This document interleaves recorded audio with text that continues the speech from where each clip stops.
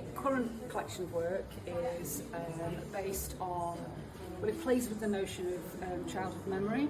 I was reading a book by Penelope Lively called Moon Tiger, and she talks about how we don't remember childhood, we imagine it. So I began looking at some old childhood photographs of myself and thinking, do I remember being on this beach? Do I remember playing with my friends here? Do I even remember my friends' names? And I only really think I remember from those photographs, or I remember from what my parents have said since then and told me about. With that in the back of my mind, I was working with screen print, painting mono screen print, very large format. I have a bit of a dance background, so big gestural emotions and in my printmaking kind of comes through, and it, just let go and things like that.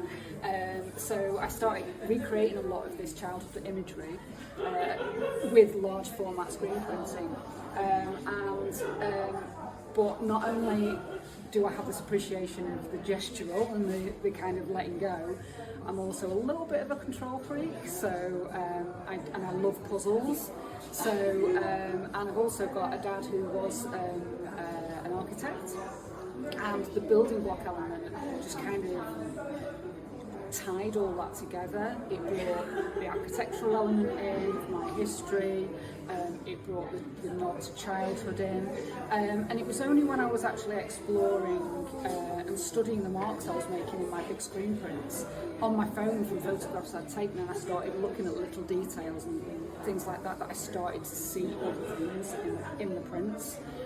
So I began isolating elements, cutting up my beautiful prints and just kind of really leaning into the whole fact that they were going somewhere else, and that print wasn't the end of its journey. It was a collection of lots of different memories and things like that, and I just see landscapes in everything. So I basically take away any context and really isolate small elements, reconfigure them onto these children's building blocks and recreate the idea of a collection. I work a lot with, obviously, archive photos. I work a lot with loaded objects that hold a lot of memories and inherited, weight.